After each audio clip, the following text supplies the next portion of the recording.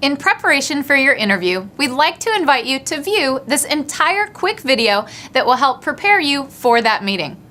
Our purpose is to help you determine if this organization is the right fit for you, and if during the interview a light bulb switches on and you have the revelation that yes, this is where I want to be. Our purpose is to prepare you with enough information that you're offered a follow-up meeting or perhaps even an offer. Now, it is 100% your right to decline moving forward, but we want that decision to rest with you, not with them. First, we'd suggest that you do some research on the specific company and hiring manager. This may seem obvious, but it's important that you formulate some questions that show you did your homework prior to this meeting. Second, create an initial list of questions you would like to ask during your interview. Sit down and put some thought into what information you're looking to get from this meeting. In other words, what questions do you need answered to know if this is the right opportunity for you? What areas do you need clarified to make you feel comfortable that this environment is one in which you can thrive? Ultimately, the purpose of the first interview is to get all initial questions asked. So make sure you put some thought into all aspects of the position and the organization. Third, put thought into what you feel to be the 3 most important benefits that you bring to a new organization above and beyond that of your colleagues. The essence is this. By the time you're done with the meeting, what 3 things are the most important that you want this hiring manager to take away from this conversation? What are those benefits or characteristics or abilities that you have that very few others have? What separates you from your peers? Put yourself in the shoes of the interviewer. What would you say would be the most important qualities for the position you're interviewing for? Why would they choose to hire you over someone else? If it's because of your work ethic, articulate some specific examples. If it's your creativity, list some actual projects that are your best work. If it's your technical ability, list out those accomplishments of which you are the most proud. Fourth, be prepared to answer the following common questions. One of the most common interview questions is typically the first question asked. So, tell me about yourself. Hiring managers intentionally open with this question because it allows them to make an immediate assessment as to how you handle yourself in an unstructured situation. It is perfectly acceptable to reframe in order to understand what specifically the interviewer would like you to cover. As an example, your response could be, "I'd love to. Is there a specific area you'd like me to start?" This is a perfectly acceptable way to respond to this question, but remember that at the end of the day, be prepared to give an introductory summary of your background and experience. The wrong way to respond to this? Sure, what do you want to know? Make sure your answer directly fits the concerns and objectives of the prospective employer. In other words, you want to be selling what the buyer is buying. Briefly communicate professional accomplishments, not personal ones. The goal when answering this question is to set the tone for the interview.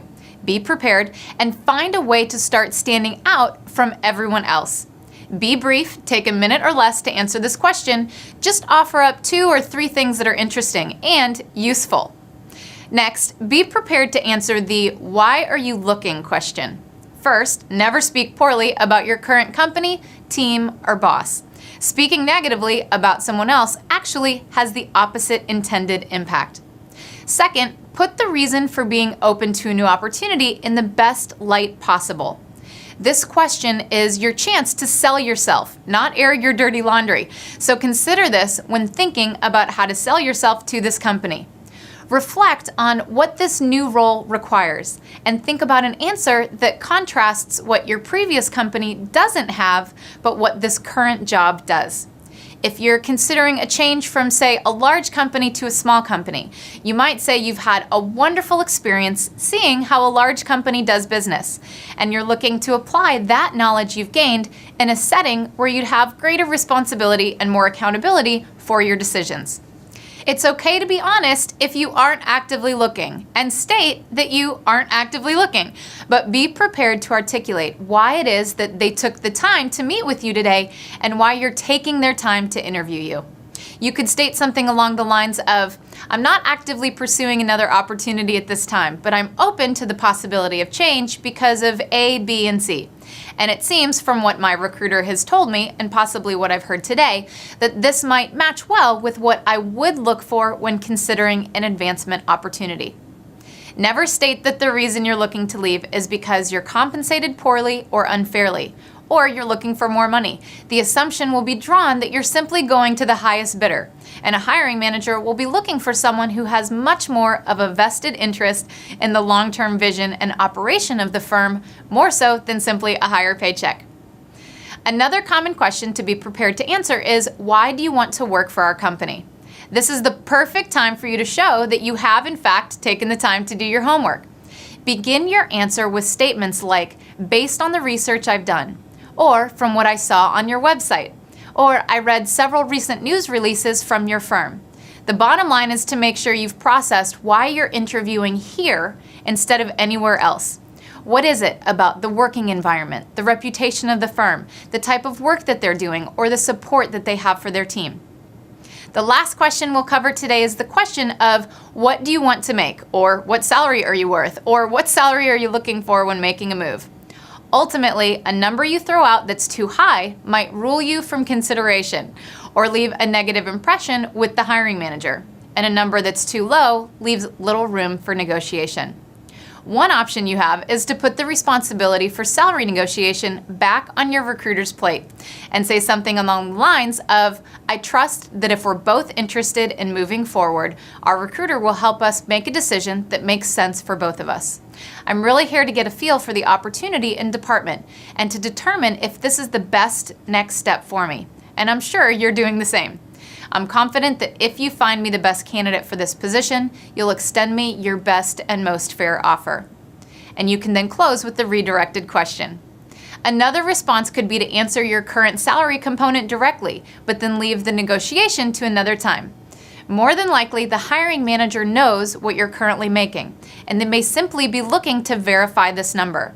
Make sure not to stretch or inflate where you are currently. A possible response could be, I'm currently receiving X annual salary and several other compensation components on top of that amount. I'm unable to determine what the offer should be at this stage until I understand more about the position. When it comes to making the offer, I'm sure it will be a fair salary based on your experience and the requirements of the role. Finally, a more direct answer could be, it's a good question and I can certainly understand why you ask. However, I can assure you that I won't be going to an organization simply based on money. I want this to be the right fit from all aspects, and I have no doubt from what I know of your organization that you will offer a competitive package. Last but not least, make sure you close on next steps at the conclusion of the meeting. This doesn't need to be overly aggressive, as in, I like what I've seen, I know I can do this, when do I start? But ultimately, people like people who like them. Closing for next steps is a key way to show interest and leave the interview on a positive note. An example could be, I like what I've heard today and I'm very interested in moving forward. I understand you're looking for someone in this role who has A, B, and C, and as we've discussed, I have specific experience with A, B, and C. Before I leave, are there any more questions about my background or qualifications that I can answer or clarify for you to better assess my fit within your team? A more direct close could be, do you have any concerns or doubts about my ability to excel in this role? Finally, let's run through just a basic checklist of interviewing do's and don'ts. A navy, dark gray, or black suit is appropriate for most positions, but avoid combing or brushing your hair with your jacket on. Avoid colognes or fragrances completely, and make sure makeup, accessories, neckties, and nail polish are all subtle. Arrive no earlier than 15 minutes, but no later than 5 minutes prior to your interview. Before entering the building, chew mint gum or a breath mint. Don't take your cell phone into the interview. Make sure to bring a printed set of directions to the interview, the client's phone number in case you run late, a folio with paper and a pen, and copies of your resume.